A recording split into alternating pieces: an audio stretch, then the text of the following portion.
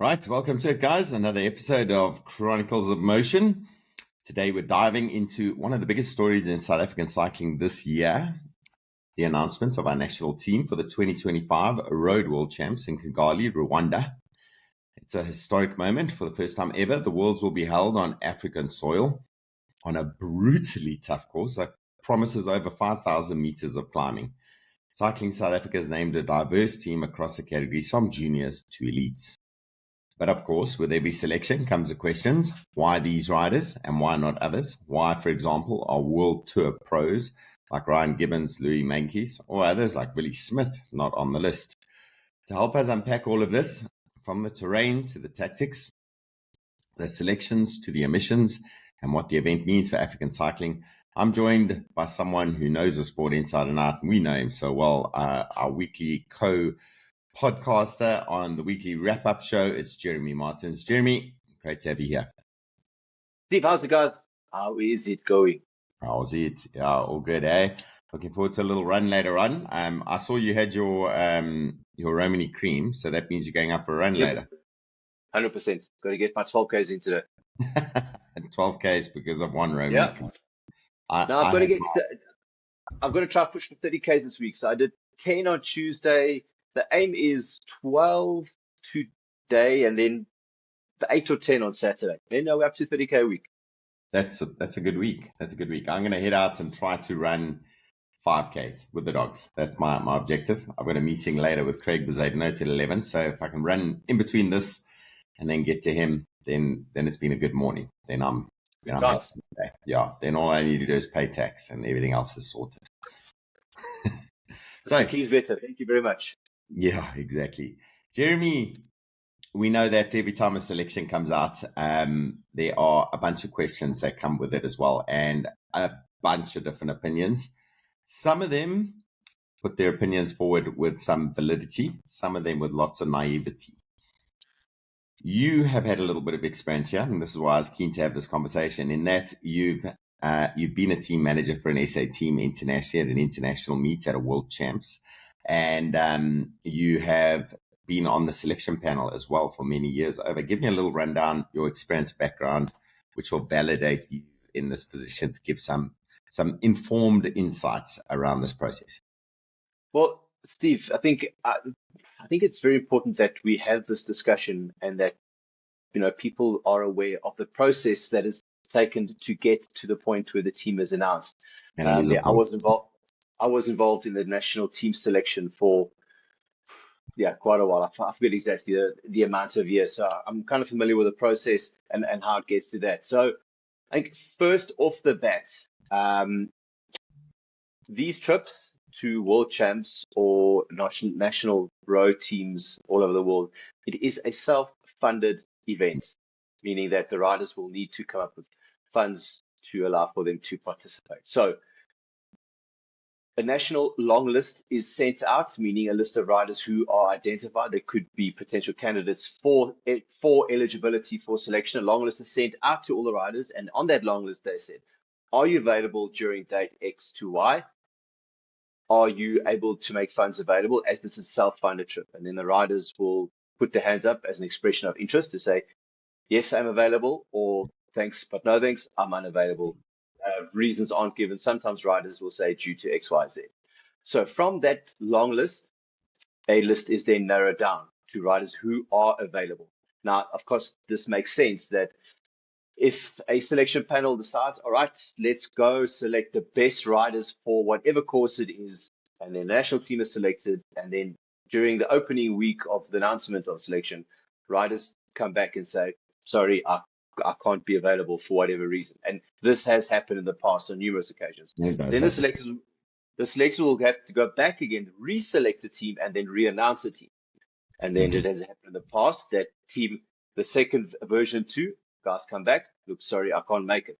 So hence the process of sending out a long list and sending out a letter or expression of interest. So yes, I'm available, and yes, I can meet the requirements in order for me to line up for the race. Once that team is there, then it goes through the selection criteria. Okay. So, and just going through that, you've done this process for a good couple of years already. You've been on those selection committees and you've been through the process of all that background data, race results, who's a good rider. It may not be about winning races. It may be about like being a solid role player in a team, because a team isn't just about a bunch of race winners who can't work together. You have to make a selection that's going to be logical in terms of getting best results out for the country. Absolutely. The old adage, horses for courses. And if you look at the course this year in Kigali, it is by no means a flat race. So your stronger type of riders wouldn't typically be expected to get a result. It's going to be more your climbier, strong guys that are there. I would say Byron Munson is a perfect fit for this. Hot off a top three, third place over in the Tour of Portugal. He can climb. He's got very long legs. I say that in the sense that he can go the distance, so it makes sense for him. You wouldn't want to put an out-and-out sprinter, strong man into this type of race and expect a result from that rider. Yeah, absolutely. So knowing this sort of selection process, you also understand that part of that selection process is selecting a management team at the back end. And we're going to ask a couple of questions later on about how important that team is, the structure of the team, the workability of that team to the riders. You can't just have someone who may be excellent at admin, but they got no ability to communicate with riders. You need to find the person that understands the sport, understands personalities, knows the different languages a little bit over there as well, knows how those Europeans operate. And now we got the new dynamic of where Europeans stepping into the middle of a African city. It's going to be a dynamic little world in there. If it had to go 100% truly African, it would be very different. It'd be wild. But I suspect that wherever World Champs goes, they've got their little bubble, and things that happen inside that bubble remain the same. Whether it's in China, whether it's in South America, whether it's in Africa, the common language. The common language will be English. So from a race logistical point of view, the same process will happen as what it always has happened, but the challenge will come with the external logistics outside of that bubble, will make it a little bit more challenging. Yeah, it's funny because 25, 30 years ago, French would have been that common language. Yeah. And now it's shifted to English as the universality, the world experience grows of cycling. So next question for you, Jeremy. What makes the 2025 Road World Champs in Kigali is such a historic and significant moment, both for South African and African cycling? Your perspective.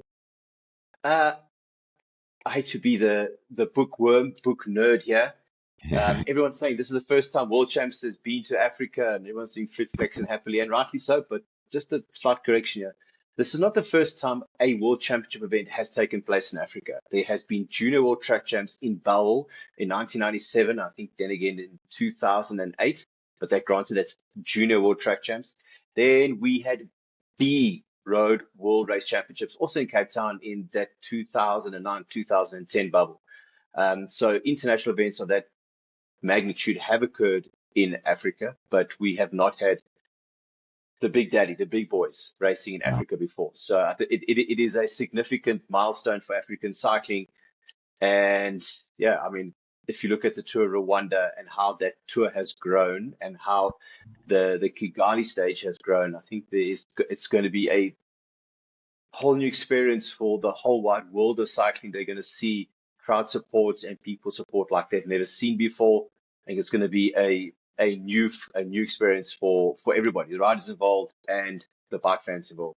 Yeah, it's Rwanda is an interesting place because I don't know how to put this without running into slight political problems, but most of Africa has gone through a decolonialization in that process. They end up becoming third world, and then they really do have to hit the bottom to be able to realize they need to clean up. And Rwanda's gone through that process. It had horrendous political faction fighting and genocide and everything else. And from everything I've heard from people who've been to Rwanda, it's amazing because you don't litter because someone's going to shout at you. You don't be you don't do all those things that, say, we're still going through in Africa, where we see everyone just open something, chuck it as they're walking, don't care. No one follows the rules on the road. Taxis all over the place, everyone fighting for their own space. Whereas Rwanda is an interesting place. And I think it's quite a cool one to look at, because they have put a lot into their cycling environment, particularly the racing side of it. So not where in South Africa we have a massive, fun ride contingent, lots of participation.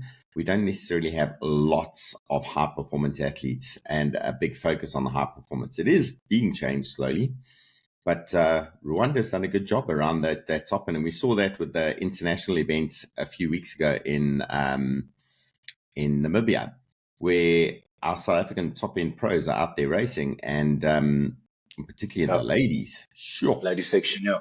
Yeah, there was some massive performances out there. So, having worlds on African soil for the first time is massive, the big worlds.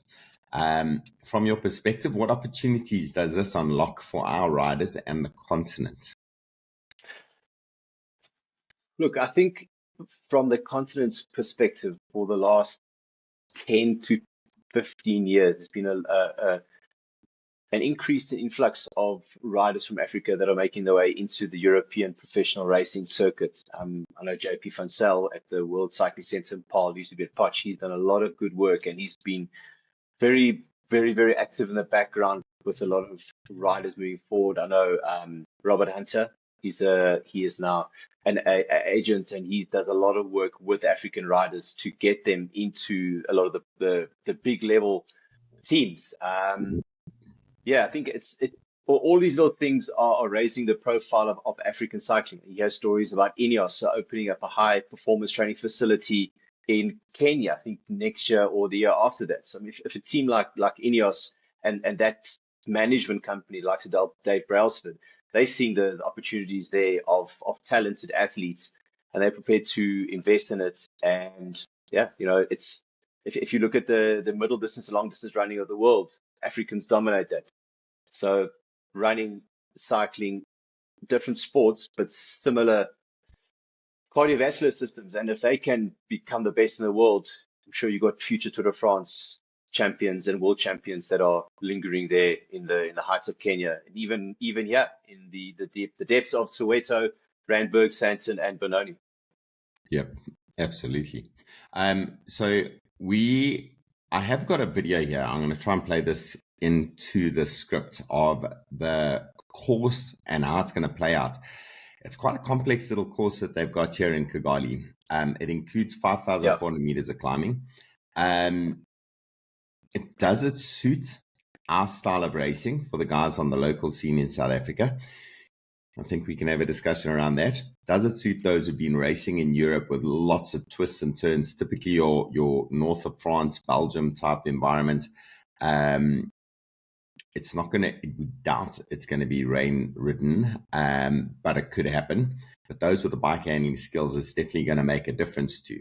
So I'm going to go to my screen and let's see if it pulls it up. Right. Here we go. 167 Ks, 5 meters vertical ascent. If you could pull the image a little bit up. I'm going to full screen in.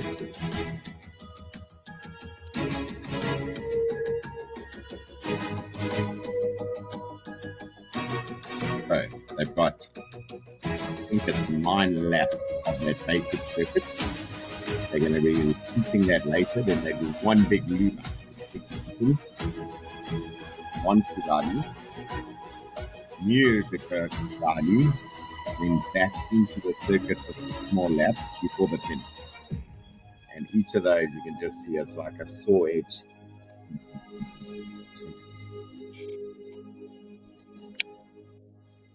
Hills all over the place. The Côte de Piage is in there as well. Let me go back to your screen. And good. We don't need that to play anymore. Okay. Get myself back into the podcast here. Right. It's going to be an interesting course, that's for sure. The Kigali course includes that 5,400 and whatever it is meters of climbing. How does that terrain shape the type of rider South Africa needs to field for this one? I think you've already answered this question. Yeah. Look, the finishing circuits are going to be very hard, and this is reality. Not to be the stick in the mud and be that guy. The favorites of the race are going to dominate it there. I think the South African guys, if I look across the board here, they'll be looking, if anything, to try and get into the break and try and put the names out there. Think of Willie Smith a good couple of years ago in Norway. He had a very good season in Spain. Then he got the opportunity to race the World Champs, and the team that he said, look, if you get into the front and make the action of the race, the contract is waiting for you at the end. And he did that, and he got a contract. So I think a lot of the South African riders will know full well that when Tadej Pogacar decides, okay, boys, I see you in the douches. If the best in the world can't go with him, then it'll be a massive ask for South African guys. So you've got to start breaking down the race and looking for other opportunities and other places for you to shine. It's not just always the race is not just about the race winner. There's a whole lot of different aspects to it, lots of parts to it, and there's a lot of value in all those different parts for a non-World Tour rider, a non-big name rider, to put your name out there and showcase what you got. Yeah. And there is going to be, if the guys are going to work it together and look after each other, an opportunity to nurse a rider through. I mean, it's a long way to go over such a hilly, twisty route. They're going to have to look at positioning, obviously. Every one of those corners, every one of those little climbs are going to be moments that are going to stretch the elastic, and that elastic's only going to stretch so many times before groups start shattering off the back.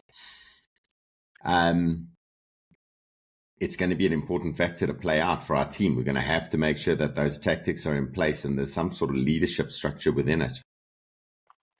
Yeah, but I think also, Steve, they talk about the elephant in the room here. It's very difficult for a rider to come up with about 50 grand that he or she must pay and then go to a race and say, you must commit everything that you got to your team leader, be it X or be it Y.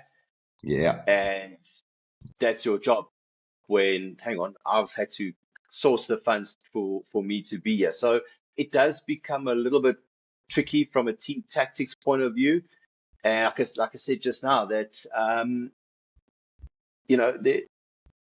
what is the goal for the team? If the goal is to get a top 10 placing, I think looking at the riders here, looking at the course, I think the rider that stands the best shot of that would be Ashley Moolman Pasio. Across the other categories, I think they would be best advised to identify strategic points in the race to try and make an impact on the race, and not think of, maybe I get a top 20 at World Champs, which is a good result. But if you're chasing a professional contract or you are looking for things to further your career, top 20 at Worlds is not really going to make that much of a difference. Yeah, and there is, just before we go into the selection and the list of riders that we've got, there is a dynamic of a fair number of riders not being that keen on coming to Africa, and it is it's a strange thing to look at. Like there's been this undertone of slight negativity about it. I think is going to be just fine. Kigali has been, and Rwanda is an amazingly safe place.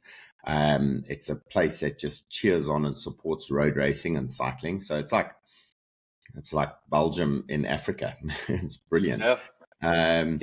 But there are going to be a couple of riders who have chosen not to go to this World Champs, which is going to be interesting as well. We're going to see the big dogs in there, the ones who can afford lots of support, and then we're going to see a dropout of some. So anyway, let's get on to it. Cycling SA is selected across every category from juniors to elites, including under 23. What does this breadth of selection say about the depth of our national program? Is there a national program? You're a selector in this process. And the program for selection, I'm going to throw back at you as a question before we start reading out the names of the riders.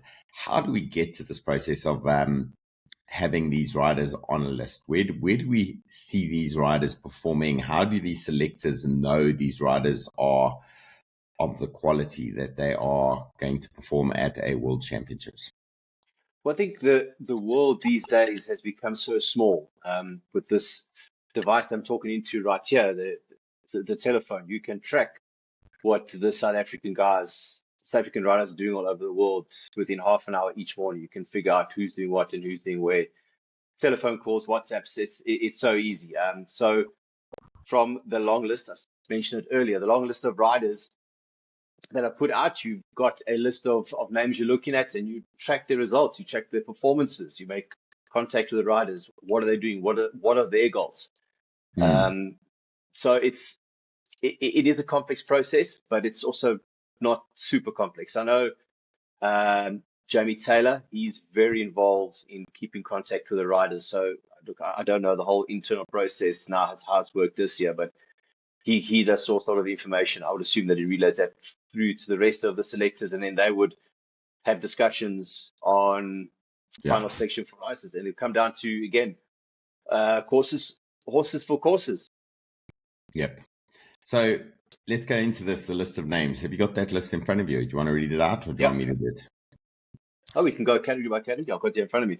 Cool. Let's go for it. So category 1, let's we start with the big dogs, should we? The elite men road race. The big dog. You've only qualified by spot. Yeah, we don't even have a listed there. I don't even see a reserve under the elite men.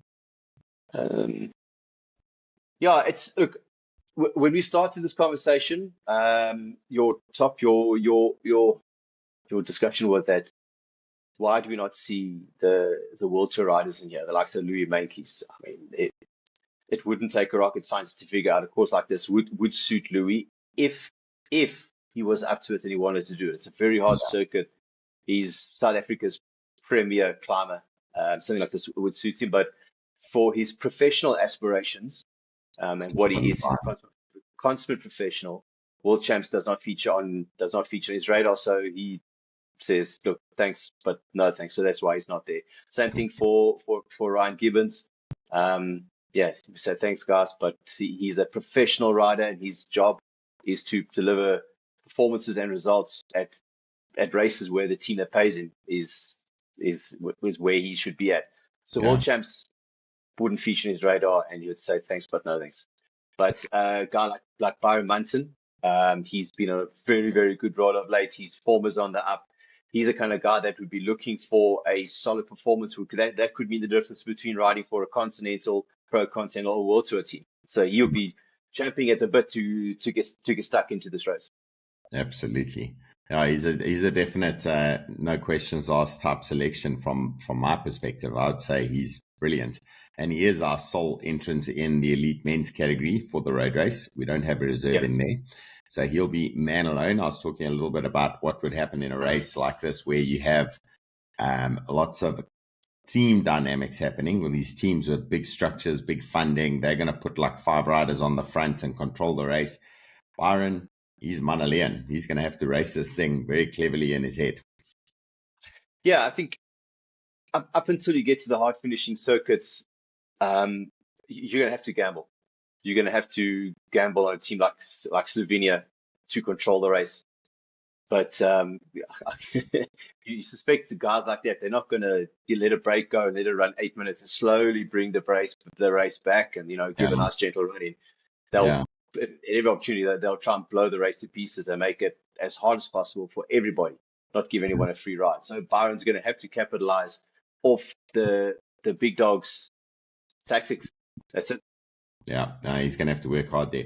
And then in the under 23 men, I see we've got Blaine Kick, our criterium monster.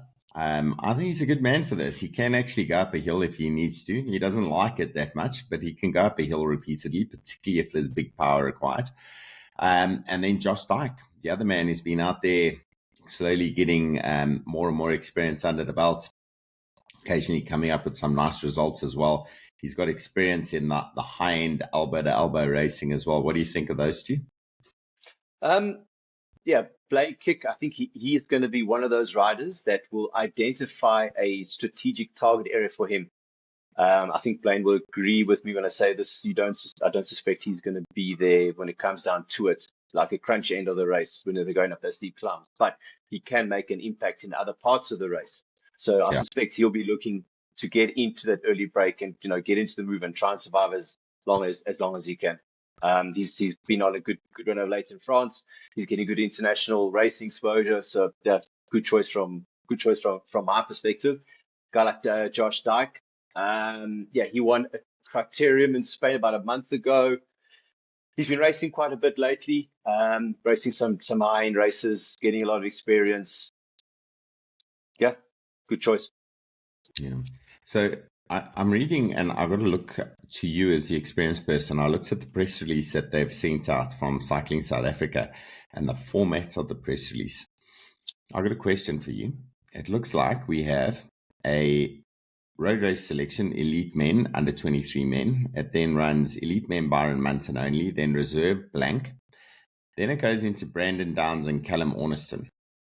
So my second round question are, did they just put that reserve randomly in that position and it shouldn't have been there and someone just didn't copy it properly in the copy-paste process? I think what happened was, I'm on the CSA's website here and they've got an expanded Excel spreadsheet, and I think with them copying pasting the Excel spreadsheet to the different format, it might have changed the layout. Because I also noticed yesterday that for the time trial, elite women time trial, we had Josh Dyke lined up for this. So I think somewhere along the line the columns got crossed. He's riding in the elite woman. Well, people can select. I think the UCI has finally changed that now. They have to be a little bit more careful. But okay, so other riders in the elite men's category, this would then fall in with Brandon Downs and Callum Orniston in there, because Callum's been reserves, under the reserves in there. Are they reserves? So they're not selected riders. So in the elite men, Byron Munton selected. The reserves are Brandon Downs and Callum Orniston. Okay. So Steve, this is just going to reiterate what I said a bit earlier, that the likes of Louis, the likes of Billy, the likes of Steph, the likes of Ryan, they've said thanks, but no thanks. So their names aren't eligible for selection. The likes of Callum and Brandon, and I'm sure quite a few others have said, I can avail myself for world champs if it is needed. So just for clarity for everybody out there, the guys that you don't see there, it's not that they're not good enough, and it's not that they are not high enough standards. It's just that they're not available for whatever reason. So what does reserve mean? If Byron Munton had to get ill, like horribly ill building into the race, or God forbid he had to have a crash and break something and he's out the race, then Brandon and Callum would get a phone call or email and say, make yourself ready, we are going to Rwanda. Okay, so they put their name up. They're there on the short list as such, and if something happens to Byron, they would be the next riders for call up into that process. So we've only qualified then for one elite man into the World Championship road race, in other words. Yes. Okay. Under 23, we discussed Blaine Kick, Josh Dyke, Pedri Krauser, P3, doing very, very well. Warren Moorman, a nice selection of under 23 riders. Yeah, I think Blaine, yes, racing in Europe, performing well. Josh, yes, racing in Europe, performing well. Pedri, racing in Europe, performing well. He's currently racing the Tour 11 here. Warren has had a couple of stints abroad this year, but he is the current South African under 23 road race champion. If you have a look at the reserves, you've got a rider there, Kieran Gorge. That would have been a difficult selection amongst all of those riders there. Kieran has had some good results. Been racing 2 weeks ago in Italy. He got a 6th and a 12th in an under 23 race. So his form was on the up. That would have been a difficult selection. I can just imagine there was a lot of up and down regarding him. Decisions, as it stands, Warren is the under 23 road race champion. So I think that would have helped his cause. We have a look at the Reserve, Rainer Skitter and Matthew Sim. Also good riders as well, and good guys as backups if anything should happen to any of those riders. But like you said, these are the They are the top end performers in the under 23. Blaine Kick, Josh Dyke, Pedri Krauser, and Warren Moorman with that SA title. Good experience over in Europe as well. Yeah, and Warren is on a racing stint now. He's racing in Poland with Emil van Niekerk at the Meta Pro Cycling, so he is on a racing block. So that can hopefully bring his level up and he'll be able to be competitive at Worlds. I think Warren would kind of fall into a similar sort of category as what Blaine would be, meaning that you would look for a opportunity, try and make something happen. Don't just sit in a bunch and wait for the final to. You're not going to be hiding the whole time. You're going to be racing with a strategy. No. You don't want to fall victim to when the big boys say, all right, Oaks, let's go. Yeah, caught at the back and shattered out for no reason at all. You could have been further forward at the right time if you could read that race. Onto our elite and under 23 women. Elite women, do you want to go through that list? Number one, top of the pile, this should be almost a self-selection. Ashley Moorman-Pasio. I think going into a circuit like this, if she's on a good day, she can look for a top 10 placing. She's a very, very good climber. And I think what the circuit is like, that your top climbers, they're going to be there at the end. I mean, she performed internationally. This should be right up her driveway. Yeah. And then you got Maddie LaRue. She's just come back off an injury. She's starting her racing. I think the timing could be right for her because Worlds is 5 weeks away. And if she can get a good training block in a good racing block, she can hit Worlds on the up. And on her day, a circuit like this will suit her. If she can go up a hill very well. And if her form is right and the opportunity presents itself, it could be a very good day for her. Yeah. Next up on that list, Sonara Grove, our current elite South African road race champion. Another rider. She had a good start, early policy. She came back to South Africa for a month to 6 weeks. She's headed back to Europe. Last week, she came in, she got 16th in a race in Belgium. A tough rider, always looking, I think in a race like World Champs, she'll be looking to try and light the race up or trying to initiate something to get herself into a positive position. Sonara is not a sit back and wait and, while I'm at Worlds, thank you, I've got a lacquer tracksuit here and a nice set of kits. She'll go there looking for an opportunity and looking to make an impact in the race. And I see the next up are super clever tactical team riding and quite capable of winning big races herself, Tiffany Keep. Yeah, Tiffany Keep. She's been on the European continent for a big chunk of the year this year. She's had some very good success racing in the British Series. Also had some very good success racing in Belgium. She for me would be another one of those riders. You don't want to say no-brainer, but she deserves a spot there. Not too many questions asked about it. And I think she also a tough rider who'll be looking for an opportunity to animate the race and make things happen. And a clear hierarchy in the setup as well. Lots of experience, lots of humbleness, lots of power available as well. But the leader there, the one with most experience and the leadership mentality as well, Ashley Moorman-Pasio at the top of the pile. I think she's going to keep things together nicely for the team. What do you think?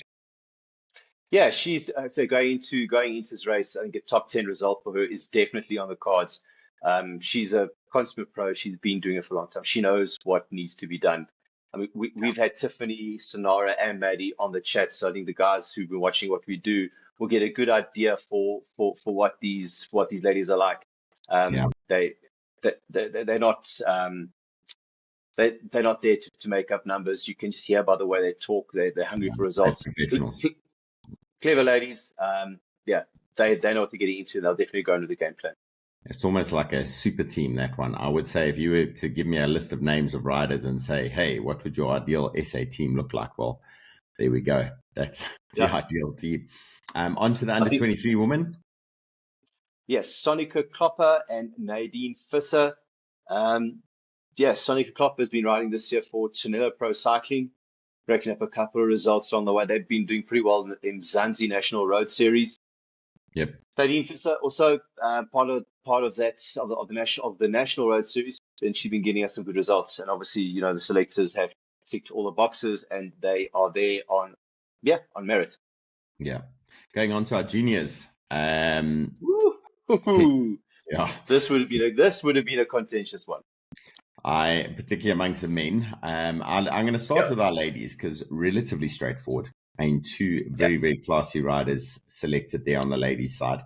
Do you want to shoot at that one quickly? The women's junior selected riders. The junior South African women's road race champion, Erin Mackridge, she's there. I think it's no brainer. She performs in all disciplines, on and off the road bike and the mountain bike. High end Yeah. performer, Yeah. very, very good. And then another one there, Megan Buerta. Yeah, she's been very consistent over the last couple of years in South Africa, proving that she is one of the best junior road riders in South Africa. Well deserved spot. Yeah, I think she'll do herself proud. Yeah, I think with the two riders that we have going there, also they'll be looking for the opportunity to get into the move and look to get into something. I mean, I know that in the past, I think it was in Australia 2 or 3 years ago, you know, the junior women, yeah, they got a bit of a lesson there, meaning they're getting dropped in the first couple Ks. And I hope that between the coaches of these two young ladies and the ladies themselves, they've done a lot of work, and they can go there and actually be in the fight and put themselves in a position to let everybody know that, hey, we are in the race as well. Listen, looking at the influence of someone like Tyrone and One Movement's athlete management, he's got quite a few of these riders in the squad here. Erin being one of them, and 5 riders. It's absolutely amazing, but he does a whole lot around. It's not just managing the athlete with contracts. It's about preparing the athlete for the process, making sure they know what they should be doing in a race. You know, a lot of people think it's just about winning races. We've done this over and over in our conversations. Obviously, you have to have wins, but you can only have wins if you got all the other basics right. And Erin, I think she's going to have a proper education here from the guys. I think she's got the capabilities up there. Megan Buerta as well. Fair amount of experience. Could be a new one in terms of the elbow-to-elbow racing style of a world champs for her. Whereas Erin, I think with the more aggressive mountain biking, she may be a little bit more comfortable in the bunch. We'll have to see how that plays out for them. I think, Steve, I just think I have to choose my words carefully here, because I want to come out and say openly and bluntly, but that could come across as pretty blunt and uncouth. Yeah. At SA Champs, the junior road race at SA Champs, you've got a group of maybe 20 riders, and of which there's maybe 10 that are really competitive. And these young ladies are going to go get on a start line with 120, 140 of the best junior riders in the world. It's going to be very, very different to what they have raced. I mean, I'm just thinking about the local racing that I put on here at Eastside Chris. The women's attendance across the board is generally very poor. They don't like, or I'm saying like, but there's not a very high amount of women riders to actually increase the level. And I think it happens a lot that when these young ladies go to world champs, they are not used to riding in bunches of 120, going through the corners at 40 plus K an hour with riders leaning on you, riders crashing around you. Yeah. It's why I agree with you 100%. I think the ladies racing should be with the men's racing, and it should be on an equal footing, because those ladies, let me tell you, they are super strong, and sure, they're avoiding the crashing, which works fine when you're in South Africa only. But if you got any ambitions international, you need bigger, stronger riders who are going to intimidate and push you around so you can figure out how to handle it. Yeah, I think in South Africa, there's too much, because the groups are so small, there's too much emphasis on tactics, and it becomes a bit petty. It's not just, go ride in a faster group and learn all those important bunch racing skills, because when you go to world champs, you need to be schooled in that. If you aren't schooled, you are going to get schooled quickly. Yeah. And it's going to be a horrible lesson. It's horrible. Yeah. But I know Megan, she's a strong rider. She can hold her own. And also Erin comes from a very strong mountain biking background. She won't be scared to get stuck into that type of fight. Yeah, tough. Both of them very, very tough goals as well. So, although they put on big smiles and they talk nicely to everyone, it's just you don't want to get in a fight with either of them. They can handle themselves. On to the Yeah. junior men. Now, this is the one you were talking about where it would have been. I would not like to have been on that selection committee because there are so many good riders that we could choose from. Obviously, qualifying criteria have placed them with only 2 riders. And yeah, how do you select those? But anyway, let's go through this list of names. Junior men. Zander Rasmus and Matthew Horter. But I think before we delve into these riders' strengths and abilities, let's just take a step back. Zander Rasmus, Matthew Horter, Joshua Johnson, Gustav Roller, Carter Barnes. Those are just 5 names I listed quickly. Those are 5 riders that all could hold their own and all are deserving of the spot in that too. Yep. I think selection criteria and selection policy have played a role here. If you look at all the categories, in each category, the reigning South African road race champion is on that team. So I think that is got to play a factor in this. But yeah, Zander Rasmus, he's been on a good roll of late in Europe. Had a very, very good race in Germany 2 or 3 weekends ago. It was one of the biggest stage races in the world. He was second on stage 1. The team time trial, he slipped down to 3rd. Then on the road stage of the team time trial, also in 3rd place. And then just a bit of a tactical blunder on stage 4, where he slipped from 3rd to 21st on GC. But yeah, all the races he's done, he's a fighter, he's a goer, he's in the mix. A rider that's not going to sit there and wait for a lucky opening. He will go make that lucky opening. So from my point of view, you could say that character, that personality characterization about both Zander and Matthew. They go and make the racing happen. Yeah. Yes, Zander's a Hulk smash kind of guy. Matthew Horter, I must be honest, if you had said to me a year ago, Matthew Horter, I would have had to go on a scrap. I remember the name because he won a stage in the under-17 Tour of Assen in 2024, but I wouldn't have known too much about him. But, as the years gone along with his winning SA Junior Road Champs and then following him more and more and more and listening to what he's been doing, he's a quiet, unassuming guy. But he's got on and got stuck into the races. He's based in Holland, so he is quite experienced with the shoulder to shoulder racing. And that was quite clear in some of the earlier parts of this season when all the South African national team guys rode together. Yes, you can see the guys who had the international racing experience and the guys who hadn't. So Matthew's got that experience, and also he's a first year junior, so he's going to go towards this year. Experience that whole experience, excuse that. But yeah, he can hold his own. Yeah, and I think both of these 2 guys are going to be. They're not going to sit and wait to have the race happen to them. I'm sure they will look to get into the race, look to animate the race, look to make an impact. I think that's been the biggest learning curve for our juniors overseas. They realize if they take the race by the scruff of the neck and animate it for themselves, the results come along. Whereas if they sit and watch and wait for the moves and try to be conservative, you get spat out the back. It's just you can't respond to everyone's move. Whereas if you're at the front, the psychology change that goes with taking on a race head on really does make a big difference. And we've seen that with Zander's performances, Matthew's performances. It's been good. So those 2 really good. And then the reserve in there, another classy rider, another good one who's overseas for big chunks of time, racing with one of the biggest junior teams in Europe, is Josh Johnson. This has got to be a bit of a bittersweet one for Josh. And the reason I say that is SA champs, SA junior road race champs, we all know what happened there. It was a bit of a unexpected race incident, and things worked out the way that they did. And like I alluded to just now, that if you look at all these categories, the current South African road race champion has made selection. Yeah. So, could have, would have, should have, but didn't. I'm going to go back to that Sunday afternoon in February.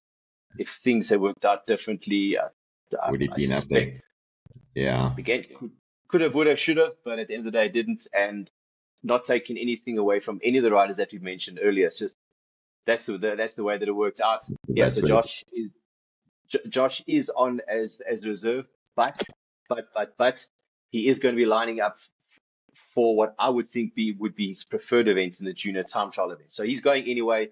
And if anything unfortunate had to happen to any one of those two riders, being Matthew or Zander, he would be there to take over that spot. But we hope nothing bad happens to those guys, and that action doesn't have to fall into place.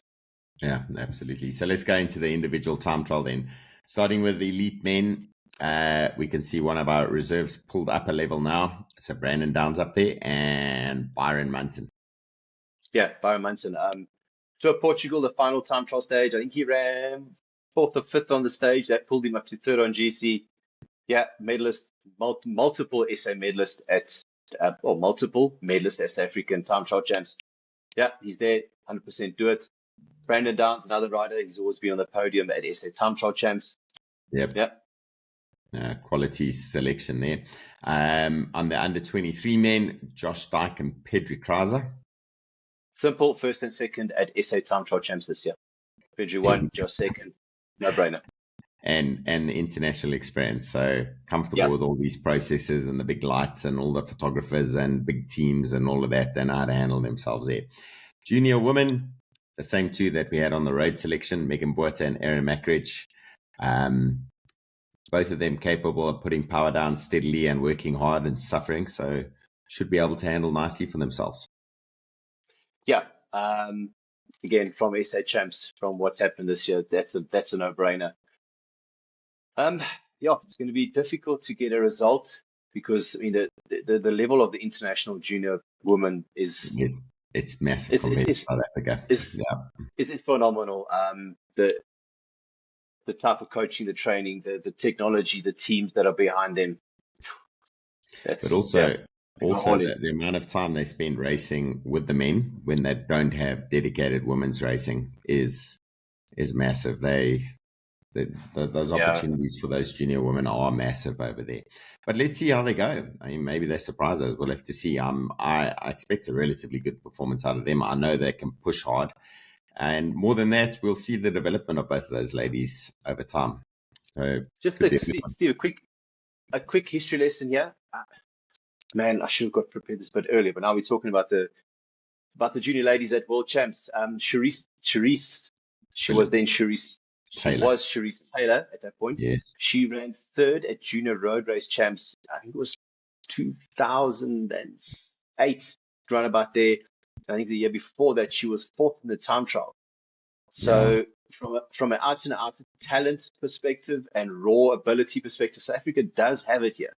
I mean, we were chatting earlier about 2 weeks ago about that New Zealand Olympian track rider, Byrony Botha.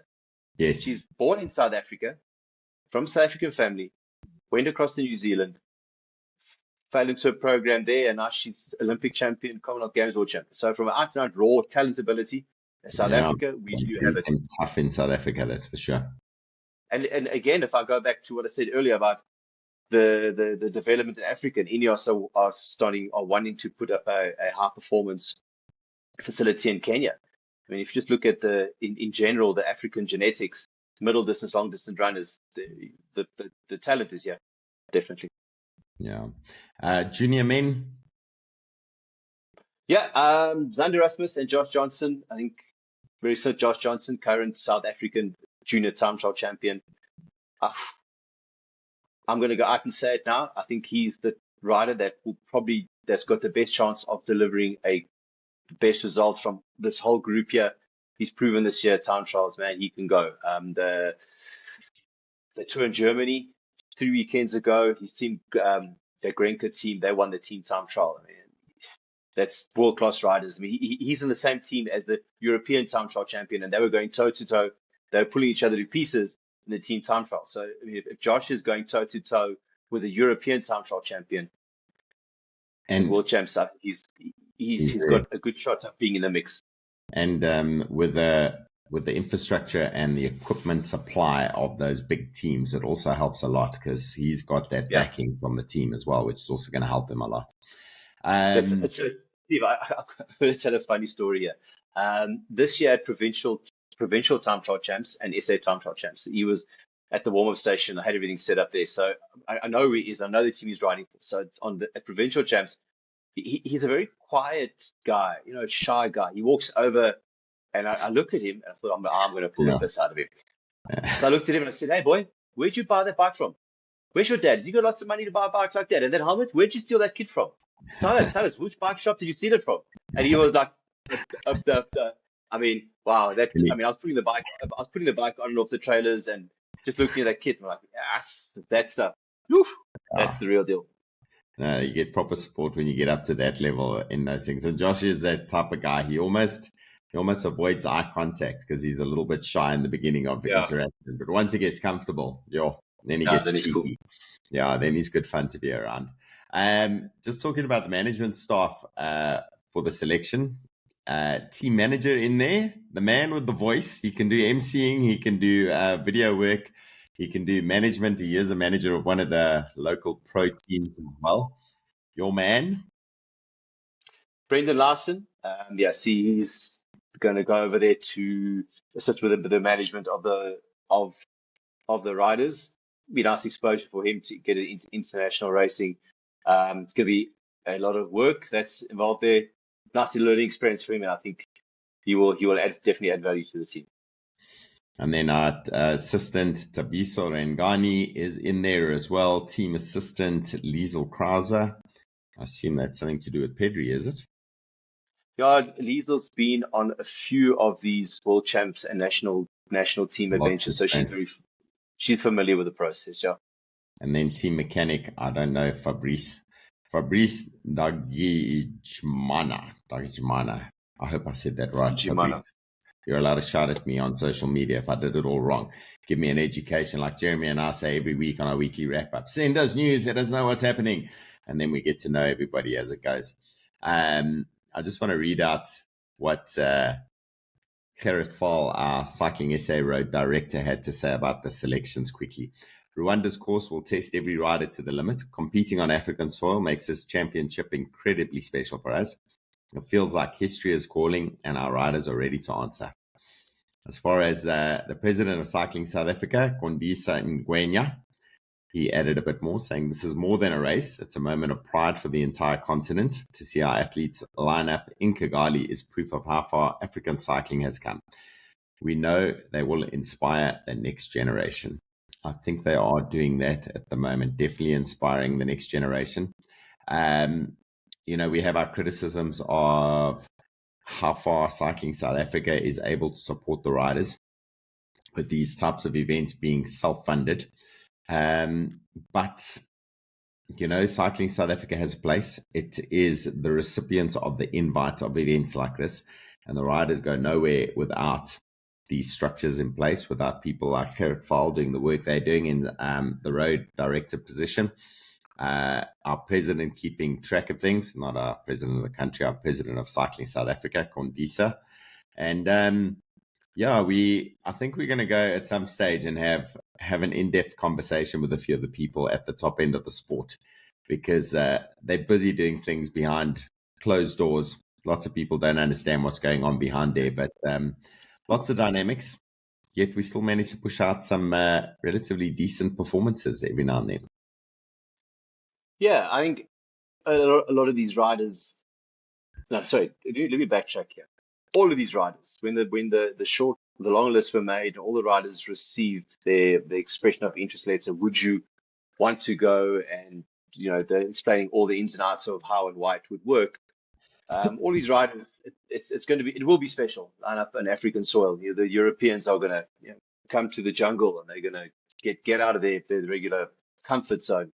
But I think once all said and done, I think Rwanda is going to pull off a very special very special World Championships. I think the level will be high. Everything will comply and will meet and exceed all standards. I think the riders and management that are going, it is going to be something special. So that brings me to the wrap-up question of this session. Jeremy, if you had to leave our listeners with one thought about what Kigali represents, not just as a bike race, but as a symbol, what would it be? dream, believe, achieve, things can be done. Absolutely. I think it's going to be an interesting one. It's going to change the dynamic of a lot of the Europeans. They're going to be looking back at this one going, oh my word, how cool was that race? It's going to live in the memories of a lot of riders, and hopefully we see some good performances from our South Africans out there. We're going to be holding fingers, giving high fives, cheering. We'll do reviews when Worlds comes up, and we'll see if we can have a chat to a few of the riders over time. Jeremy does a lot of those. We'll line those up and have a chat to those riders and see what they're thinking, how they're working, how their minds are going, what their preparation's been looking like. But Jeremy, that's been absolutely brilliant. Thank you very much for making the time. Cool.